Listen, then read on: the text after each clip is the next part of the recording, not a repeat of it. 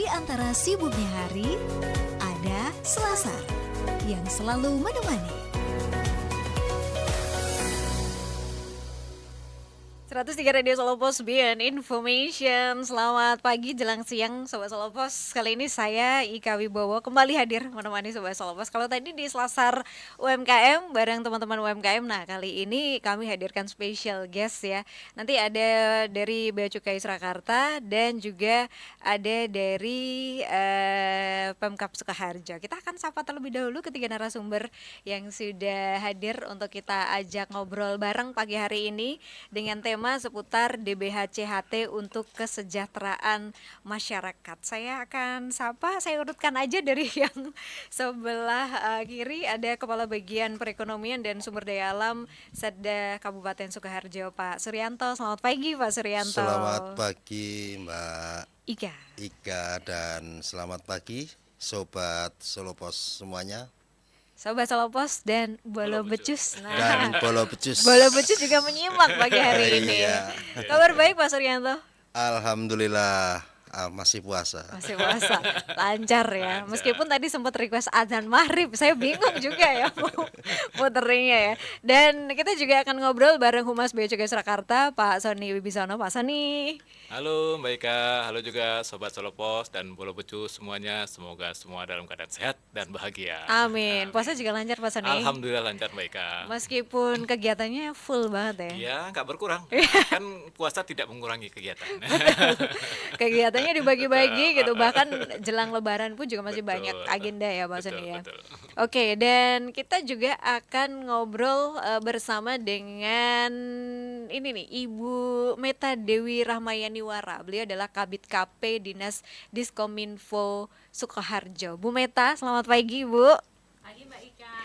Kabar baik Bu Meta. Alhamdulillah. Bu Meta katanya suka lagu-lagu religi ya. Mungkin nanti di akhir acara kita minta Bu Meta untuk nyanyi lagu religi ya. Setuju ini. Siap Mbak, ini aku udah bawa tim dari teman-teman Menara Wijaya yang siap nanti akan melantunkan. Oke. Ini mantan-mantan tim hadroh ya di belakang. Oke, kita akan membahas atau ngobrolin seputar DBHCHT untuk kesejahteraan masyarakat. Ini untuk kesekian kalinya ya Pak Sodi ya. Betul. Kita rutin banget sebenarnya untuk memberikan edukasi dan juga mensosialisasikan kepada masyarakat bahwa sebenarnya dana DBHCHT ini memang peruntukannya dikembalikan untuk masyarakat gitu, dengan berbagai kegiatan ya. Betul. Dan kegunaan dan tidak terkecuali untuk Sukoharjo. Pemerintah Kabupaten Sukoharjo sudah ikut juga masyarakat di sana merasakan kemanfaatan dari DBHCHT ini, dan kita akan bahas lebih detailnya pemanfaatan DBHCHT ini di pemerintahan Kabupaten Sukoharjo tuh sudah berjalan seperti apa sejauh ini gitu. Saya ke Pak Suryanto dulu ya Pak Suryanto ya. Ini kalau ngomong-ngomong tentang DBHCHT, mungkin di setiap Pemkab kan alokasinya pasti beda-beda gitu. Kalau di Sukoharjo sendiri untuk tahun ini alokasi dari DBHCHT kira-kira berapa nih Pak? Ya, Mbak Ika dan Sobat Solo Pos dan Bolo Becus semuanya, untuk dana DBHCHT Kabupaten Sukoharjo tahun ini mendapat alokasi kurang lebih 8,9 miliar. Ya. Itu penggunaannya ada 4 kegiatan. Yang pertama untuk kesejahteraan masyarakat dialokasikan 2,7 miliar, kemudian penegakan hukum 663 juta, kemudian untuk kesehatan, bidang kesehatan itu sekitar 5,3 miliar, dan untuk pendukung kegiatan, karena tidak mungkin suatu kegiatan itu tidak ada kegiatan pendukungnya. Betul. Administrasi, kemudian rapat dan sebagainya, itu kurang lebih 150 juta. Oke, semua jelas gitu ya untuk alokasinya Iya. disalurkan kemana aja dan memang betul-betul kembali ke masyarakat. Terutama berarti pos yang alokasi lumayan terbesar di salah satunya di kesehatan ya. Kesehatan. Salah satunya di kesehatan. Ini yang memang paling krusial sih Betul, dibutuhkan ya. betul. Oke, geser sedikit ke Pak Sony nih. Baik, Mbak Eka. Gimana Mbak Eka? Pak Sony, kita udah lumayan sering Iya. apa namanya ada edukasi ke masyarakat ataupun sosialisasi ya mengenai dana DBHCHT ini. Tapi barangkali juga ada dari masyarakat yang memang belum begitu memahami gitu. Ini sebenarnya tuh dana apa Mm-mm. gitu, dari mana Mm, asalnya mm. gitu. Mungkin Pak Sony bisa memberikan penjelasan dulu ke Sobat Solopos. Baik, Mbak Eka, terima kasih.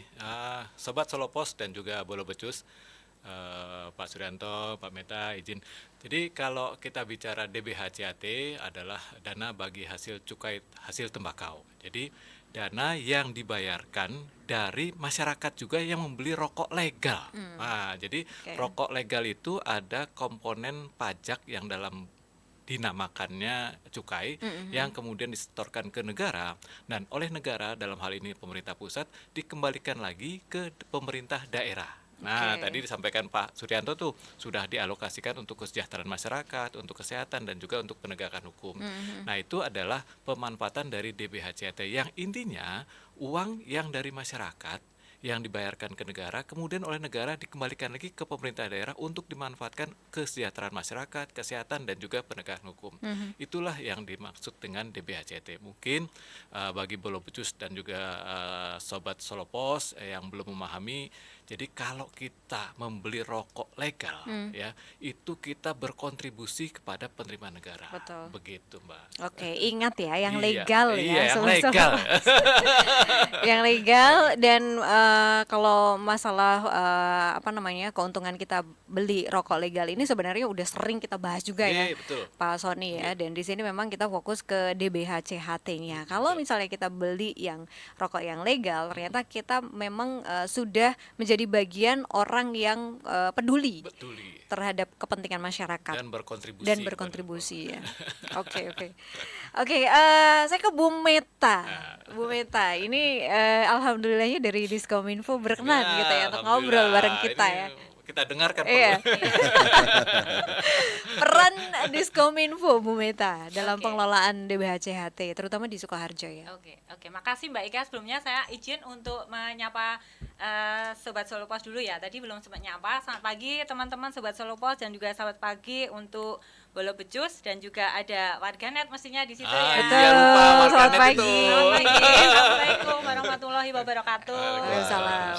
Semoga puasa kita hari ini lancar ya Amin. teman-teman semuanya dan Amin. semoga puasa kita diterima oleh Allah Subhanahu wa taala. Amin, amin. Jadi sebelumnya izin Mbak Ika bahwasanya kami di Dinas Kominfo khususnya dalam pengelolaan DBHCHT kami adalah tahun pertama untuk terlibat dalam pengelolaan DBHCHT. Sebelumnya untuk pengelolaan DBHCHT khususnya yang di bidang penegakan hukum, kemudian di program sosialisasi itu diampu oleh teman-teman di Prokopim, di bagian Oh, Prokopim. oke, Kemudian oke. ada kebijakan baru terkait tagging di kegiatan. Kebetulan di tagging kegiatan itu kegiatannya ada di Dinas Kominfo. Oke. Sehingga di tahun 2026 ini semula yang diampu oleh teman-teman Prokopim bergeser ke kami di Dinas Kominfo. Oke. Sedangkan untuk peran Dinas Kominfo di sini terkait DBCHT tentunya ngeling di kegiatannya yaitu sosialisasi kepada publik atau kepada masyarakat. Nah, untuk sosialisasi sendiri kami ada 3 kanal, yaitu sosialisasi melalui media cetak, kemudian melalui media elektronik dan juga melalui media dalam jaringan. Nah, untuk event kita kali ini, nah ini masuk di dalam sosialisasi itu Mbak Ika. Oke. Jadi masuk di sosialisasi media elektronik. Kita bekerja sama dengan Solopos dan tentu saja dengan Bea Cukai Surakarta. Gitu. Oke. Memang sesuai dengan tupoksinya masing-masing ya. Betul. Kalau Diskominfo memang lebih ke bagaimana upaya sosialisasinya ini berjalan sesuai dengan yang ditargetkan ke masyarakat gitu ya. Oke, kembali ke pemanfaatan DBHCHT ini Pak Suryanto. Iya. Tadi sempat sudah disampaikan juga ada beberapa bidang gitu ya yang sudah mendapatkan alokasi dari dana DBHCHT. Nah, ini mungkin bisa disampaikan juga ke Sobat Solopos, ke Bolo Becus, ke warganet juga ya, program-program konkret yang sudah dibiayai DBHCHT, terutama di 2026 ya, di tahun ini Pak, seperti apa Pak? Ya, dana DBHCHT memang baru berjalan 2 bulan ya, efektif dari Januari sampai dengan saat ini. Namun beberapa kegiatan sudah kita laksanakan. Yang pertama kemarin itu kita sudah sosialisasi di Dinas Tenaga Kerja terkait pelatihan pelintingan rokok ini bagi karyawan perusahaan rokok.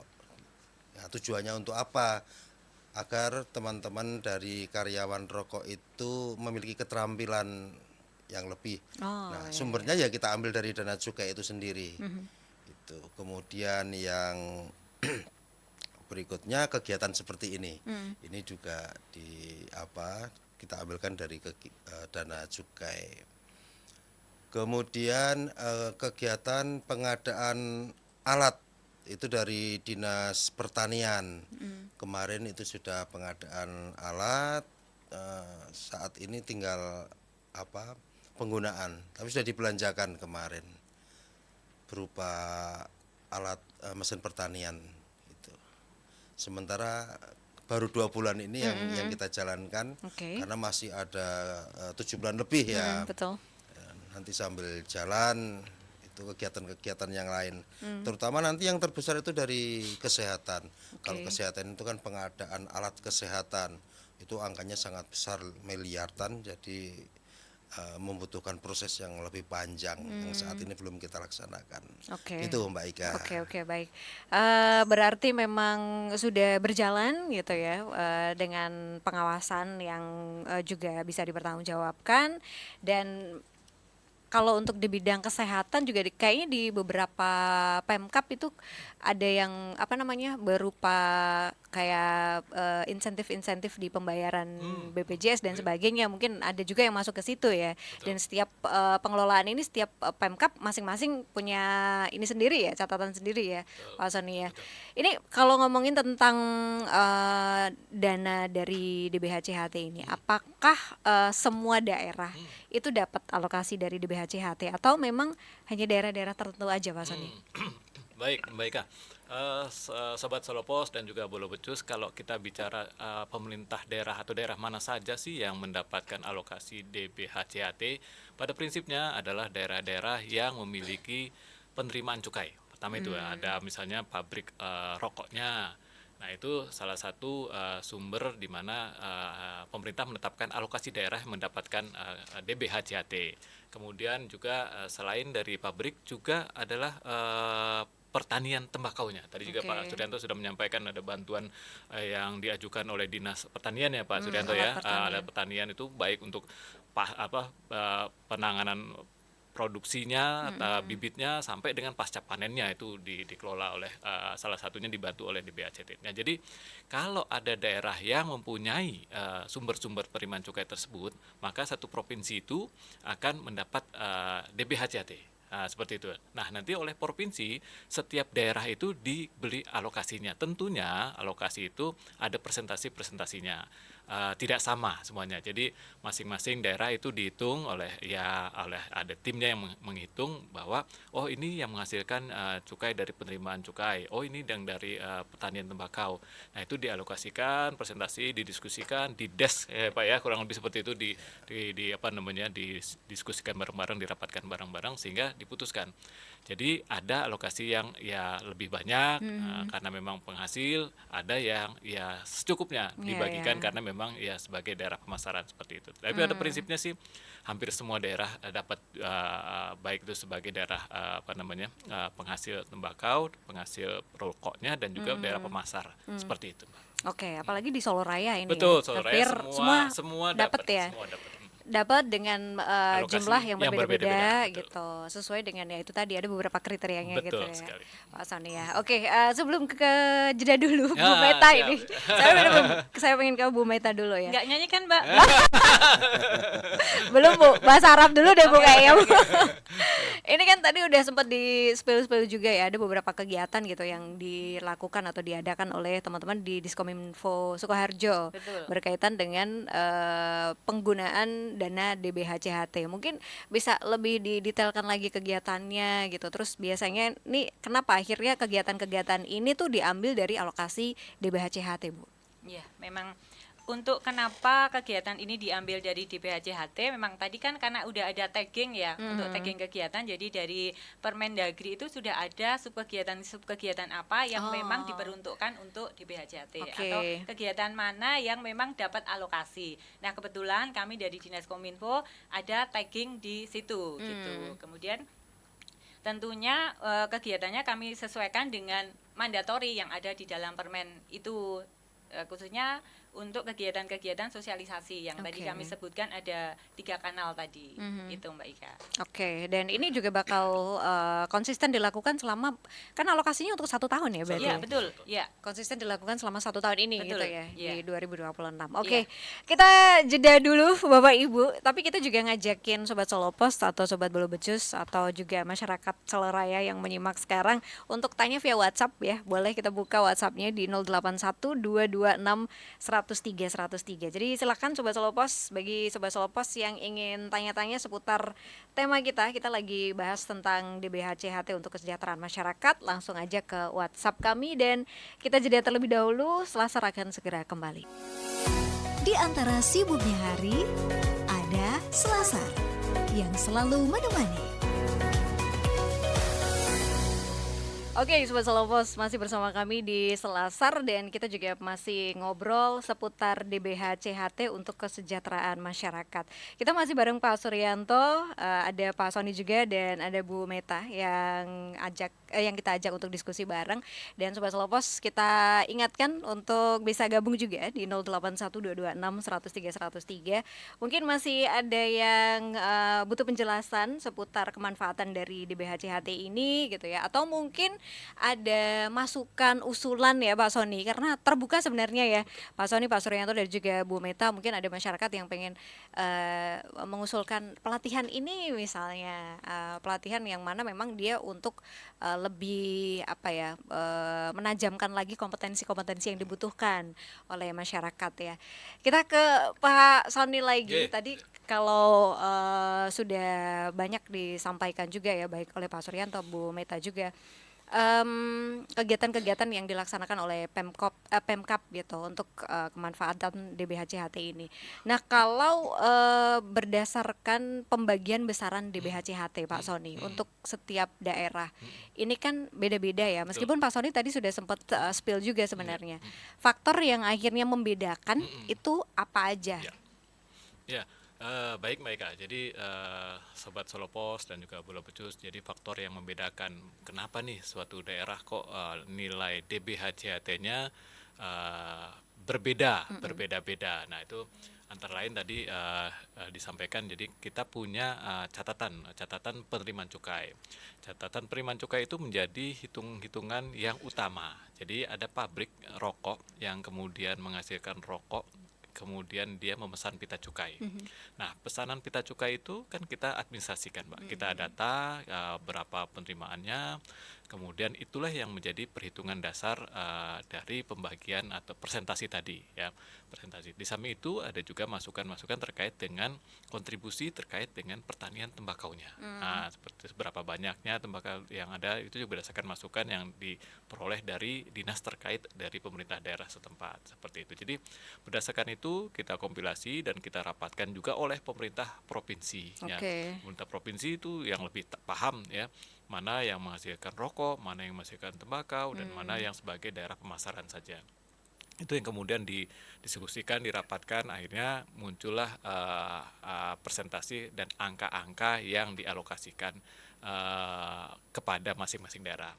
Tiap-tiap tahun dinamikanya ada, Mbak. Berbeda ya. Dinamikanya ada. Jadi berdasarkan regulasinya juga regulasi dari pengaturan DBHCHT ini masih mengacu kepada PMK 72 tahun 2024. Nah, itu mengatur alokasinya, Mbak. Jadi 50% untuk kesejahteraan masyarakat, 10% untuk penegakan hukum, dan juga 40% untuk kesehatan. Namun sekali lagi presentasi-presentasi itu dinamikanya berjalan di lapangan di pemerintah daerah. Jadi nggak saklek di situ. Nah, berdasarkan pertimbangan pemerintah daerah, bupatinya atau wali kota menetapkan, wah saya memerlukan ke program ini lebih diutamakan. Itu bisa. Yang penting asal didiskusikan dalam rapat, kemudian disampaikan ke pemerintah pusat, dalam hal ini di Kementerian Keuangan, ya diputuskan demikian seperti itu. Jadi alokasi yang untuk pembagian distribusi berapanya berdasarkan tadi masukan penerimaan dari cukai dan juga pertanian tembakau.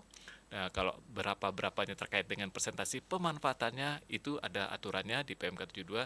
Namun sekali lagi di satu dinamikanya pemerintah daerah bisa menetapkan sedikit berbeda dengan keputusan tersebut. Oke, artinya memang nggak kaku, nggak saklek gitu ya, karena setiap daerah punya kondisi yang berbeda-beda. Betul sekali, Pak. Kebutuhannya juga masing-masing berbeda-beda gitu. Mungkin ada juga poin-poin yang lagi pengen dikembangkan Betul sekali. di daerah masing-masing gitu ya.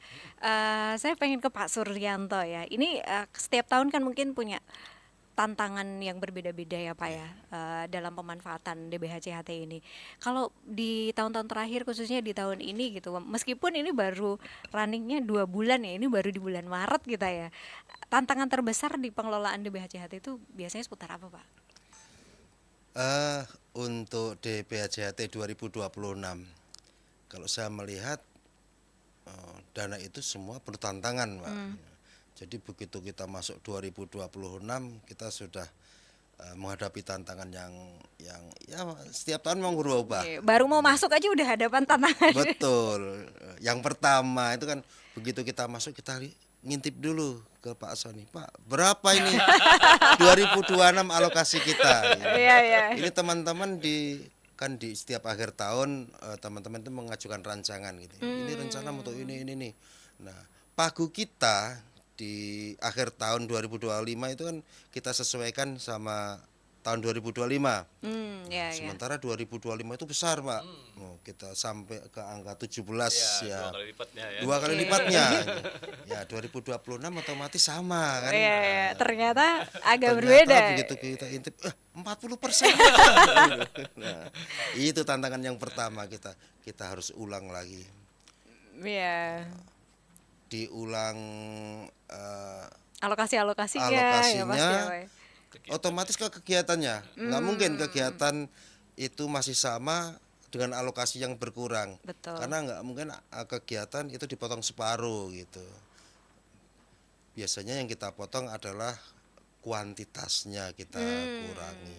Iya. Kualitas kami dari Pemkab Sukoharjo tetap harus kita utamakan karena memang seluruhnya untuk masyarakat, sehingga mungkin kuantitasnya kita kurangi. Kemudian kegiatan kita share dengan dari sumber-sumber dana yang lain gitu. Kemudian tantangan yang kedua, bagaimana kita mempertanggungjawabkan kepada masyarakat gitu. Harapan masyarakat itu cukup besar terhadap kegiatan yang bersumber dari dana DBHCHT, terutama teman-teman yang memang bekerja di bidang itu, misalnya para karyawan perusahaan rokok. Mereka itu kan setiap tahun mendapat alokasi BLT. Kita kembalikan ke mereka. Biasanya 4 kali, Pak. Ini kenapa cuma 2 kali kan gitu. Nah, kita yang harus bertanggung jawab menjelaskan ke mereka. Kemudian kegiatan pelatihan-pelatihan, biasanya ada pelatihan boga, menjahit dan lain sebagainya. Ya terpaksa kita kurangi lah. Sekarang kita fokus ke apa dulu gitu. Nah, itu tantangan yang sampai saat ini kita harus menjelaskan. Tapi saya yakin tantangan itu menjadi semangat bagi kami. Kami tetap berusaha bagaimana dana DBHCHT untuk Kabupaten Sukoharjo itu tetap ada, kemudian tetap dapat dimanfaatkan sepenuhnya untuk masyarakat di Sukoharjo. Oke, tetap optimal gitu ya pemanfaatannya. Optimal ya. dan optimis, Mbak. Optimis meskipun ya berkurangnya lumayan banyak ya. Iya. Nah, itulah dinamikanya tadi. Betul, betul.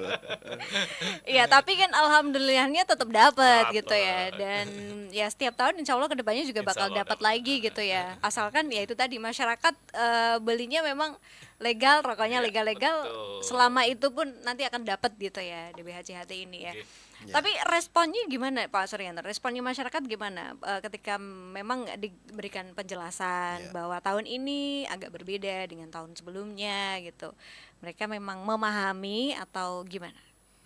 Kecewa pastilah, ya kan? Kecewa pasti ini. Tapi ya memang anggaran cuma segitu, teman-teman itu juga akhirnya ya kita pahami lah, karena memang kondisi anggaran yang kita terima sekian, sehingga kita bagi bersama. Karena di Sukoharjo kan ada 3 perusahaan pabrik rokok, sehingga kalau kita pelatihan terhadap teman-teman karyawan ya kita bagi 3 gitu, sesuai dengan jumlah karyawan besarnya, kemudian pendapatan dari cukai mereka itu kita sesuaikan, termasuk juga untuk teman-teman ini yang kadang-kadang kita kasihan.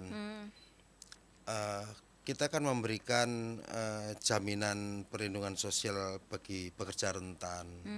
Nah, itu kita harus benar-benar bagaimana teman-teman yang mendapatkan alokasi itu bisa memahami,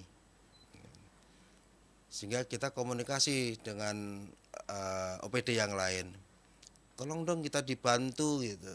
Kita komunikasi sama provinsi, karena provinsi juga dapat alokasi ya Pak Sony ya. Betul. Nah, alokasi yang sama. Mungkin bisa kita tolong dibantu dong nih, warga kami masih ada yang kurang sekian. Iya, ya. Kemudian dari teman-teman OPD yang lain yang bersumber dari APBD misalnya, kalau memang bisa masuk kita masukkan. Oke. Nah, Oke, ya istilah Jawanya apa di keo ya. iya. Pak Sony nggak tahu ya kayaknya. Baru denger kayak. Makasih Mbak Eka. Di judge sedemikian Iya. rupa lah ya. Nanti biar hasilnya tuh tetap maksimal. Betul. Optimal dan optimis tadi. Betul, optimal dan optimis langsung bisa dirasakan oleh masyarakat gitu. Iya. Bu Meta nih, saya ke Oke. Bu Meta ya. Kan juga hal-hal seperti ini butuh komunikasi ya, Iya. butuh apa ya sosialisasi ke masyarakat gitu. Benar. Terutama ya itu tadi ketika mungkin setiap tahun jumlahnya juga dinamikanya akan berbeda-beda gitu. Iya. Strategi komunikasi apa saja yang diterapkan oleh teman-teman di Diskominfo Sukoharjo biar pertama masyarakat memahami dulu, mengenal dulu nih tentang DBHCHT gitu. Kemudian kedua juga ketika ada dinamika-dinamika seperti ini, masyarakat juga akhirnya menyadari gitu dan memaklumi gitu. Oke Mbak Ika. Jadi sebelumnya kan kami di Dinas Kominfo itu kan baru tahun ini ya kami terlibat di DBHCHT. Oh, Sampai iya, kami iya. ada pikiran gini, apa karena Kominfo masuk ya kok jadi anggarannya berkurang? Enggak, ini bercanda aja. Pas Kominfo masuk, pas Kominfo terlibat, kok jadi anggarannya berkurang hampir Wah, separuh ya, lebih ya. Separuh lebih. Bisa jadi Bu. Oh, bener. Kalau kemarin Kominfo nggak masuk, mungkin Masih sama ya. Masih potong Mungkin gitu 20%. kan. Iya. Pak Sony gini, wah ada Kominfo gitu ya. potong aja. Iya Pak Sony ya. Itu kan menjadi tantangan pertama kami ya. Iya, iya. Jadi pertama kami masuk, pertama kami terlibat dan tiba-tiba anggarannya dipotongnya banyak banget gitu kan. Kan sebelum kami melaksanakan kegiatan mesti kami udah cari-cari informasi dulu. Iya. Implementasi yang tahun sebelumnya seperti apa. Di situ kan kita lihat, anggarannya kemarin segini nih. Ini sekarang tinggal segini. Jadi kemudian bagaimana kita dengan anggaran yang jauh berkurang tapi untuk kualitas dan mungkin juga jenis kegiatannya tidak jauh berbeda dengan manakala tahun kemarin diampu dengan anggaran yang cukup banyak gitu kan. Nah, itu salah satu strategi kami adalah mengoptimalkan media digital. Ini mengapa salah satunya kenapa kami menggandeng kemudian Solo Pos, Radio Solo Pos, karena harapan kami dengan kami menggandeng Radio Solo Pos, cakupan atau jangkauan informasi akan lebih luas untuk Ya, ya. diterima oleh masyarakat. Jadi nanti terkait hal ini teman-teman Sobat Solo Pos, kemudian teman-teman warganet dan juga Bolo Becus akan lebih banyak mendapatkan informasi-informasi terkait di BHCHT khususnya di pemerintah Kabupaten Sukoharjo. Gitu. Dan harapan kami semoga kolaborasi kita pemerintah Kabupaten Sukoharjo dengan Bea Cukai Surakarta dan tentunya dengan Solo Pos ke depan akan lebih baik lagi. Amin, amin. Ya semua untuk masyarakat gitu ya, untuk Betul. warga gitu. Iya. Baik secara dana ataupun juga informasi yang Betul, betul. kita targetkan tuh sampai gitu. Betul. Iya. betul. Oke, kita masih punya satu sesi lagi. Wah. Kita mesti jeda dulu ya. Siap, siap. Dan untuk Sobat Selopos, Bolo Becus juga boleh, nanti masih ada satu kesempatan lagi untuk bergabung di 081226103103. Kami akan segera kembali. Di antara sibuknya hari, ada Selasar yang selalu menemani. Oke Sobat Selopos, ini kita di sesi terakhir ya, kebersamaan kita di Selasar masih membahas seputar DBHCHT untuk kesejahteraan masyarakat.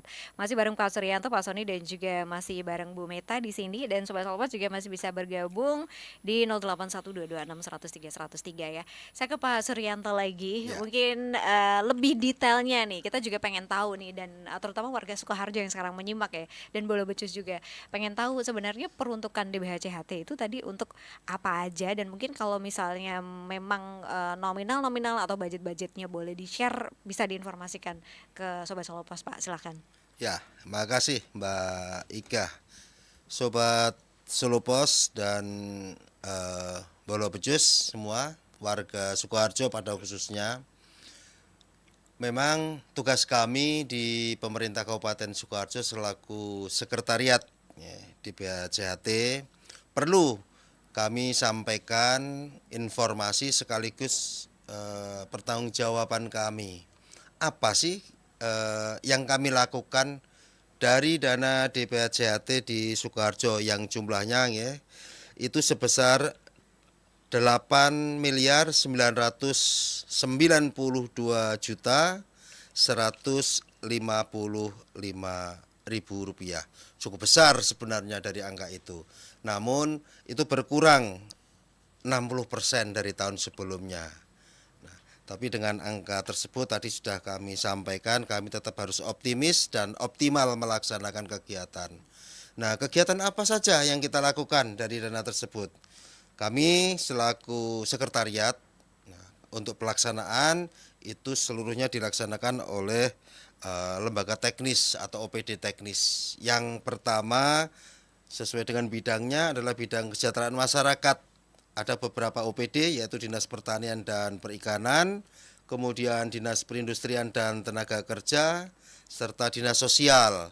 Untuk Dinas Pertanian dan Perikanan itu ada kegiatan 3 kegiatan pokok dari anggaran 1.580.000.000 itu digunakan untuk pelatihan pasca panen bagi kelompok tani tembakau. Jadi kembali lagi kepada para petani tembakau karena memang sumber dana dari sana sebesar 100 juta rupiah. Kemudian 330 juta digunakan untuk pengadaan pompa air dan hand sprayer, kemudian juga untuk pupuk dan pestisida. Kemudian 1.150.000.000 itu untuk beberapa kegiatan yaitu pembangunan rumah pengering tembakau, kemudian rehabilitasi jaringan irigasi usaha tani, pembangunan jalan produksi, pembangunan sumur dalam dan sumur dangkal. Itu untuk yang Dinas Pertanian dan Perikanan. Kemudian untuk Dinas Perindustrian dan Tenaga Kerja ada pelatihan pelintingan tembakau bagi buruh pabrik tembakau. Kemudian yang kedua untuk pelatihan keterampilan kerja ada kegiatan las, menjahit, kemudian pelatihan keterampilan listrik, boga maupun otomotif. Nah, ini yang berikutnya adalah untuk dinas sosial. Karena namanya dinas sosial Mbak Ika dan Sobat Solopos maupun Bolo Becus semua. Ini sifatnya kegiatan bantuan ya, karena dinas sosial ada Rp777.600.000 digunakan untuk bantuan langsung tunai kepada buruh tani dan buruh pabrik rokok. Itu. Kemudian untuk BPJS Ketenagakerjaan juga ada, Mbak, untuk masyarakat bagi pekerja rentan, khususnya ya pekerja rentan itu dari buruh tani tembakau dan penyandang disabilitas, yaitu untuk pembayaran iuran jaminan perlindungan sosial ketenagakerjaan. Besarnya ya saat ini memang cukup masih sedikit ya, 134.500.000 rupiah. Itu untuk satu bidang. Kemudian bidang kedua adalah bidang hukum. Yang pertama tadi sudah disampaikan sama Mbak Meta di Kominfo itu kegiatannya, dan juga ada digunakan untuk Satpol PP. Nah, Satpol PP itu lebih ke arah sosialisasi, pertemuan langsung, gempur rokok ilegal, kemudian kegiatan pengumpulan informasi barang kena cukai ilegal, kemudian juga untuk kegiatan operasi bersama. Itu kegiatan-kegiatannya. Anggaran yang dibutuhkan, yang digunakan itu untuk bidang hukum Rp663.100.000. Itu memang sudah ada panduan pagunya yang tadi disampaikan Pak Sony dari Permenku PMK 72/2024. Nah, kemudian untuk kegiatan termasuk di Disnaker juga mendapat alokasi di bidang penegakan hukum, yaitu pengawasan terhadap mesin pelinting. Oke. Ini alokasinya kecil sih, hanya Rp7.500.000. Nah, yang besar, Mbak, itu memang kita karena ini cukai tembakau, kita alokasikan untuk bidang kesehatan. Jadi untuk dinas kesehatan itu digunakan untuk pengadaan obat-obatan dan pembayaran iuran jaminan kesehatan bagi peserta PBPU Pemda. Nah, itu kita bantukan ke sana. Besarnya sekitar 3.586.955.000 rupiah.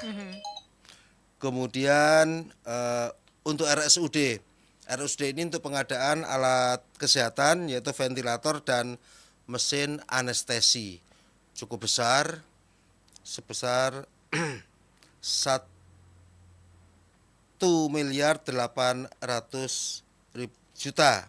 Kalau tadi yang dinas kesehatan itu 3 miliar, 3 miliar. Jadi total untuk bidang kesehatan sebesar 5,3 miliar. Nah, kemudian kegiatan pendukung pengelolaan DBHJHT itu kurang lebih selama 1 tahun 150 juta rupiah. Jadi monggo untuk para sobat Sulupos dan Bolo Pecus, silahkan dipantau kegiatan-kegiatan yang kami laksanakan. Tentunya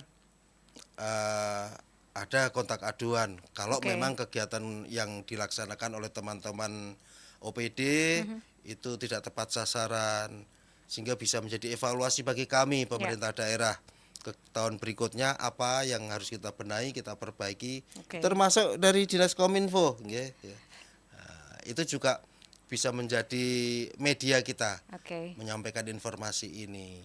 Mbak Katen, Mbak Ika. Baik, sudah dengan gamblang dan detail gitu ya alokasinya tersampaikan, dana-dananya Sobat Solopos, dan kita bisa ikut ibaratnya ikut memantau gitu ya, seperti yang Pak Suryanto tadi sampaikan gitu. Pak Sony, ini sekaligus juga kayaknya closing statement boleh, sekalian ya. Ini pastinya kita butuh kontribusi masyarakat. Betul. agar DBHCHT ini tetap konsisten terus. Kita kalau misalnya bicara tentang pengennya kita dananya semakin tahun semakin bertambah Betul, gitu. betul. Dan itu kan butuh kontribusi nyata ya dari masyarakat. Dan itu asalnya memang kan dari kesadaran masyarakat memilih atau juga membeli rokok yang legal. Ada campaigns atau pesan untuk masyarakat biar masyarakat ikut berperan aktif dalam hal ini, Pak Sony, silahkan. Baik, Sobat Solo Pos, warga Bolo Becus dan juga khususnya warga pemerintah Kabupaten Sukoharjo. Jadi kalau kita bicara tadi angka-angka yang disampaikan oleh Pak Suryanto adalah angka DBHCHT yang merupakan kontribusi dari cukai rokok yang dikumpulkan dari masyarakat yang membeli rokok legal. Nah, itu bisa terancam kontribusinya, terancam jumlahnya dengan adanya rokok ilegal. Iya, iya. Nah, oleh karena itu kami menghimbau untuk sesuai dengan program kami ada gempur rokok ilegal. Kami menghimbau kepada khususnya masyarakat di Kabupaten Sukoharjo untuk tidak membeli rokok yang ilegal. Ya. Rokok ilegal itu seperti apa sih? Ya, antara lain tidak ada pita cukainya bekas atau salah peruntukan yang pada intinya gampang dilihat atau gampang dirasakan bahwa itu ilegal. Pertama, harganya yang relatif murah. Iya. Nah, itu mereknya yang macam-macam, yang Iya, iya, aneh-aneh. Nah, itu biasanya itu potensi rokok yang ilegal. Nah, oleh karena itu kepada masyarakat di Kabupaten Sukoharjo bagi yang menemukan rokok ilegal ya atau terindikasi rokok ilegal yang ingin dilaporkan ke kami siap menerima laporan dari masyarakat. Bisa hubungi WA kami ke 0896 980 50.000 ya. Mungkin kami ulangi 0896 980 50.000 atau bisa langsung DM ke @beacukai Surakarta. Itu mungkin yang kan kami juga ingin mengharapkan juga kontribusi tadi Pak Suryanto menyebut Mbak Meta nih sebagai komunikasi ya pemerintah daerah. Jadi kami sangat-sangat membutuhkan juga bantuan dari Dinas Kominfo untuk menyadarkan masyarakat tentang melalui program gempur rokok ilegal ini agar masyarakat juga tidak membeli rokok ilegal dan juga tidak menjual rokok ilegal. Nah, itu karena untuk kondisi tersebut terutama untuk menjual rokok ilegal ada sanksi hukum yang bisa diterima oleh orang-orang tersebut. Oke. Gitu Mbak Baik. Ika dari Baik, saya. baik, terima kasih Pak Sony. Sekalian Bu Meta ya, Bu Meta gimana Bu? Tadi juga sudah disampaikan sebenarnya ya yang sudah dilakukan oleh Diskominfo untuk terus melakukan sosialisasi gitu. Mungkin sekaligus bisa sharing dan closing statement sekalian. Oke ya. Oke Mbak Ika, jadi sekaligus ini laporan kepada kantor Bea Cukai Surakarta ya, Siap. apa yang sudah kami lakukan Siap, di 3 siap. bulan ini, Mantap, khususnya di mantap. program sosialisasi. Mantap. Jadi izin melaporkan Bapak dan juga teman-teman Sobat Solo Pos dan juga Bolo Becus dan tentunya juga warganet, kami sampaikan bahwa untuk program sosialisasi 3 bulan ini kami sudah melaksanakan sosialisasi yang pertama itu melalui spanduk Bapak. Yang melalui spanduk itu kami sebar di 12 kecamatan di seluruh Oke. Kabupaten Sukoharjo.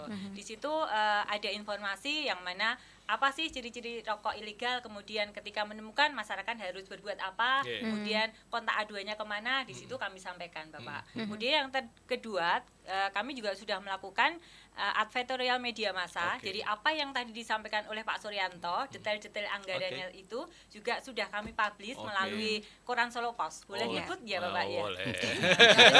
Pasti boleh. Kemarin sudah dipublish di hari Rabu ya teman-teman ya.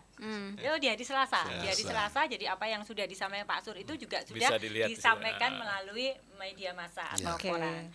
Kemudian kami hari ini kami melakukan sosialisasi kepada masyarakat melalui radio. Ya, kemudian ada yang relatif baru Bapak Oke. dan teman-teman semuanya bahwa untuk sosialisasi ini kami menggandeng influencer. Oi, Oke. mantap. Jadi mungkin Bagus. ini yang belum dilakukan oleh teman-teman pengampu sosialisasi di tahun sebelumnya. Ya, ya. Untuk mulai tahun ini kami menggandeng influencer dan itu sudah bisa dilihat di IG, Oke. di Instagramnya. Di Instagramnya untuk konten yang pertama ini kami menggandeng siapa Mas?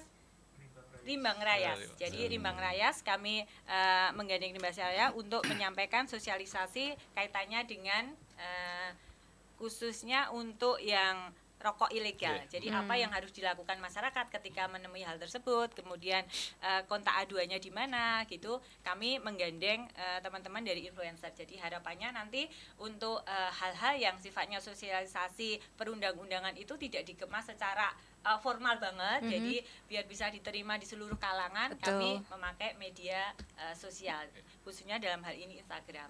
Kami juga melakukan sosialisasi ini melalui Videotron, Bapak. Oke. Jadi kami untuk informasi ini kami pasang di Videotron yang di titik-titik strategis. Sementara ini kami ada di Menara Wijaya dan juga di Simpang Perempatan Univet.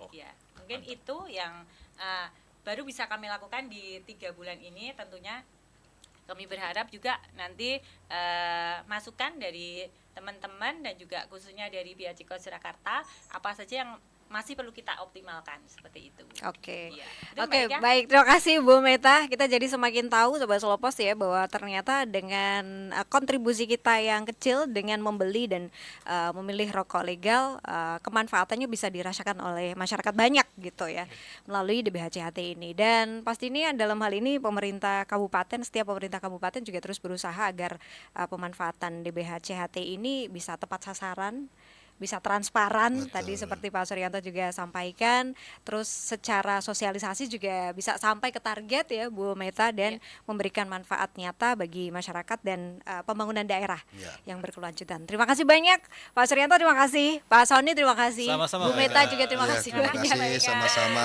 Sukses buat Mbak Pemkab Ika. Sukoharjo dengan Amin. pembangunan program-programnya juga ke depan Amin, ya. amin. Pak Sony juga salam untuk teman-teman Bea Cukai, sehat selalu. Waalaikumsalam. Ini lagi sibuk-sibuknya mungkin ya jelang Lebaran, sampai nanti mungkin liburnya baru H-1 apa 2 baru libur ya. Terima kasih sekali lagi Bapak Ibu sudah berkenan untuk hadir dan berdiskusi bersama Ya. kami. Selamat siang. Selamat siang. Baik, terima kasih juga untuk Sobat Selopos, Bolo Becus dan juga warganet yang sudah menyaksikan ataupun juga menyimak kami di 103 Radio Selopos. Sampai di sini kebersamaan kita di Selasar. Habis ini musik asik menemani Sobat Selopos sampai jam 12 siang. Selamat siang, sampai jumpa.